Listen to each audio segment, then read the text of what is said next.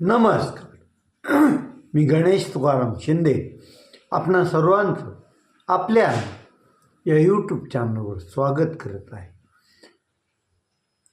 गेल्या सप्ताहात हिवाळी अधिवेशन नागपुरात समाप्त झालं. विधिमंडळाच्या हिवाळी अधिवेशनात शेवटच्या दिवशी मुख्यमंत्री देवेंद्र फडणवीस यांनी मराठवाड्याच्यासाठी त्यातही लातूर आणि धाराशिव जिल्ह्याच्या साठी महत्त्वाचा असा मुंबई ते लातूर हा नवीन महामार्ग घोषित केला आणि त्याला विधिमंडळानं मान्यता दिल्याचंही त्यांनी जाहीर केलं. हा महामार्ग कल्याण येथून माळशेज घाटातून अहिल्यानगर पुणे जिल्ह्यातील काही भागातून अहिल्यानगर जिल्ह्यातील जामखेडपासून हा मार्ग पुढं खर्डा तिथून ईटहून पुढं पारा, लाखनगाव, कळंब, शिराढोण, रांजणी असा लातूरला जावा अशी कळंबकरांची मागणी आहे. मात्र हा मार्ग मंजूर करताना तो जामखेडतून पाटोद्याहून मांजरसुंबाहून केज, लोखंडी सावरगाव, लातूर असं त्याचा मार्ग असणार असल्याचं समजतं. त्यामुळं साहजिकच ईट ते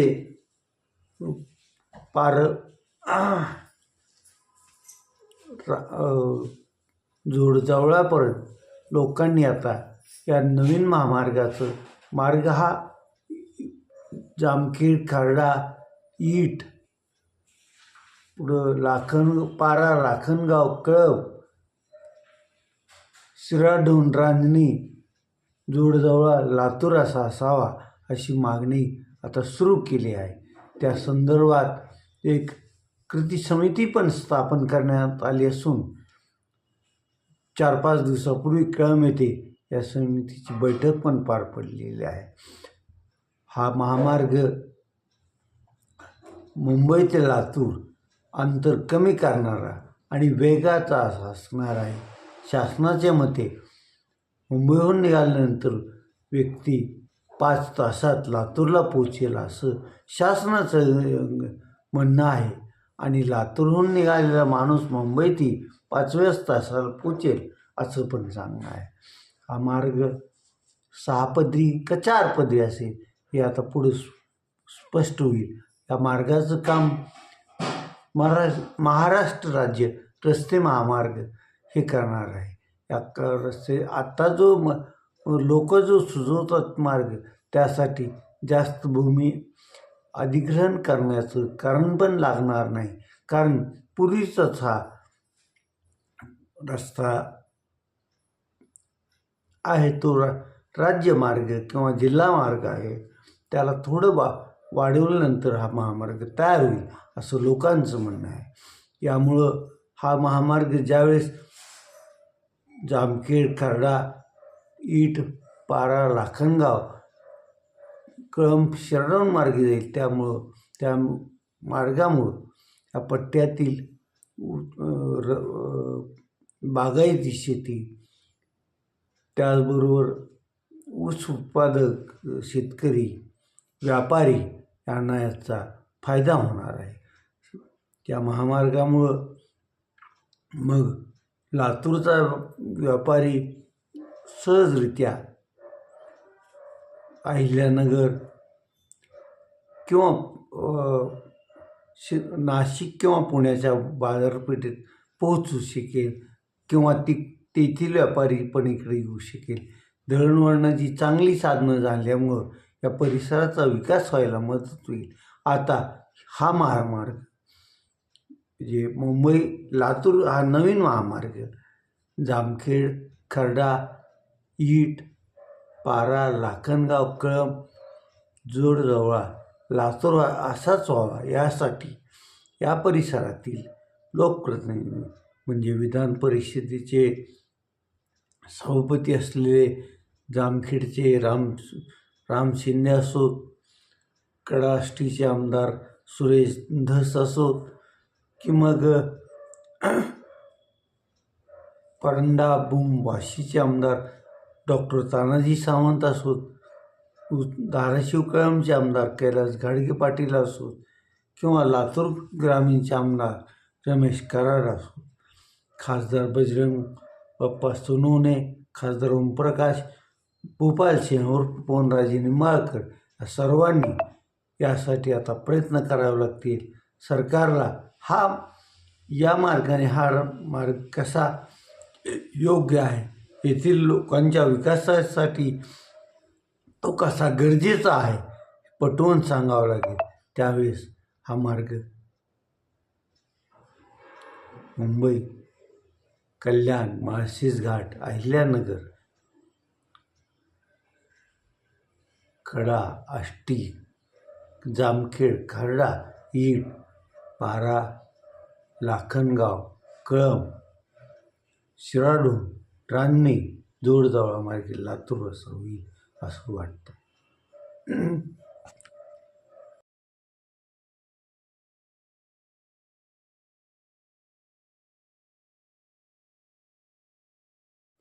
ग्रामीण भागातील विद्यार्थीही आता स्पर्धेच्या युगात आपलं चुनू दाखवू लागले आहेत. त्यामुळंच मग येरमाळ्यात शिवानंद बिडवे असोत, निशिकांत देशपांडे असोत, गणेश बरे असोत किंवा काल UPSCच्या कंबाईन मेडिकल एक्झाममध्ये आपल्या नावाचा ठसा उमटविणारा 22 तालुका वाशी जिल्हा धाराशिव येथील डॉक्टर विठ्ठल शिंदे विठ्ठल शिंदे यांनी UPSC मार्फत घेण्यात येणारी केंद्राची क्लास 1ची डॉक्टरची परीक्षा जी असते क्लास 1 अधिकारी होण्याची, त्या परीक्षेत देशातून 27वा क्रमांक मिळवला आहे आणि शिखराला गवसणी घातली आहे.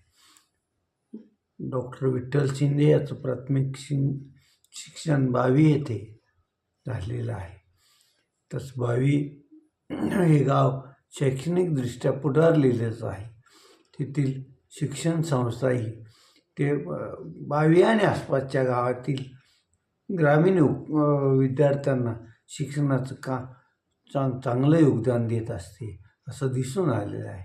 विठ्ठल शिंदे आता काही दिवसातच केंद्रीय आरोग्य सेवेत क्लास 1 अधिकारी म्हणून कामावर रुजू होतील आणि आपल्या कामाच्या आयुष्यातून ते आपला वेगळा ठसा उमटवतील अशीच अपेक्षा आहे. धाराशिव नगर परिषदेची निवडणूक आणि त्यानंतर मतमोजणी पार पडली आहे.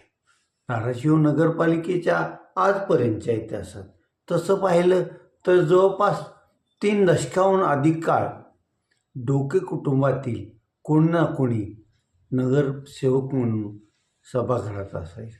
मग त्यात कैलासवासी भाऊसाहेब डोके असतील किंवा त्यांचे पुतणे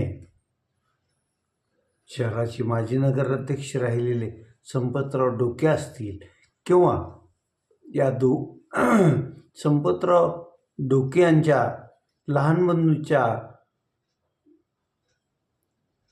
पत्नी डोके पण काही काळ या सभागृहात त्यांनी नेतृत्व केलं. पण यावर्षीच्या निवडणुकीत ना शिवसेना उद्धव बाळासाहेब ठाकरे पक्षानं किंवा ना भाजपनं डोके कुटुंबात कोणालाच उमेदवारी दिली नाही. तसं ज्या माजी नगराध्यक्ष डोके आहेत त्यांना भाजप प्रभाग क्रमांक 19मधून उमेदवारी देईल अशी अपेक्षा त्यांना होती. त्यातच माजी नगराध्यक्ष संपतराव डोके यांचे मधवीचे चिरंजीव ॲडव्होकेट अभय डोके यांनी या निवडणुकीच्या तोंडावर शिवसेना उद्धव बाळासाहेब ठाकरे पक्षात प्रवेश करून उमेदवारीची मागणी केलेली होती. त्यांना किंवा त्यांच्या पत्नीला ते उमेदवारी मागत होते. त्यांचंही 19 मत. पण ह्याच्यात ना भाजपनं ना शिवसेना उद्धव बाळासाहेब ठाकरे पक्षानं डोके कुटुंबियांना जवळ केलं नाही, त्यांना उमेदवारी दिली नाही. त्यामुळं जवळपास 3 दशकानंतर धाराशिव नगर परिषदेच्या सभागृहात डोके कुटुंबातला कोणीही नगरसेवक असणार नाही, तेवढंच कर. त्यानंतर निंबाळकर किंवा राजे निंबाळकर हेही धाराशिव नगर परिषदेच्या सभागृहात कोणी ना कोणी असतो. यावर्षी मात्र निंबाळकर कुटुंबातील उदय निंबाळकर, रोहित निंबाळकर, इकडं निंबाळकर, 4 निंबाळकर उमेदवार आपलं निवडणुकीच्या रिंगणात उभे होते आणि ते आपलं भविष्य आजमावत होते. पण एकाही निंबाळकर कुटुंबातील व्यक्तीला मतदारांनी निवडून दिलेच नाही. त्यामुळं जवळपास 3-4 दशकानंतर प्रथमच धाराशिव नगर परिषदेच्या सभागृहात निंबाळकर किंवा राजे निंबाळकर यांच्या कुटुंबातील कोणीही सदस्य दिसणार नाही. कारण राजे निंबाळकर कुटुंबातील राजे निंबाळकर यांना भाजपनं प्रभाग क्रमांक 8मध्ये उमेदवारी दिली होती, पण ते तिथून पराभूत झालेलं आहे. त्यामुळं सुरशन राजे निंबाळकर, नरेंद्र राजे निंबाळकर आदींनी या सभागृहात राजे निंबाळकरांचं प्रतिनिधित्व केलं आहे. मात्र या सभागृहात राजे निंबाळकरांचं पण कोणी प्रतिनिधी नसणार नाही. बागलांचंही तसंच आहे. बागल कुटुंबातील महेश बागल प्रभाग क्रमांक 8मधून निवडणूक लढवत होते, तर रोहित बागल यांच्या पत्नी प्रभाग क्रमांक 5मधून निवडणूक लढवत होत्या. या दोघंही अपयशी ठरले आहेत. त्यामुळं धाराशिव नगर परिषदेच्या सभागृहात बागल कोणीच नसणार आहे. यापूर्वी विष्णू बागल, राजाभाऊ बागल यांनी सभागृहात बागलांचं नेतृत्व केलेलं आहे. पण यावेळी बागल कुटुंबातील कोणीही सभागृहात असणार नाही. आता आपण इथंच थांबूया. तुम्ही आपल्या हे यूट्यूब चॅनल सबस्क्राईब करा, लाईक करा आणि कमेंट्स पण नोंदवा. धन्यवाद.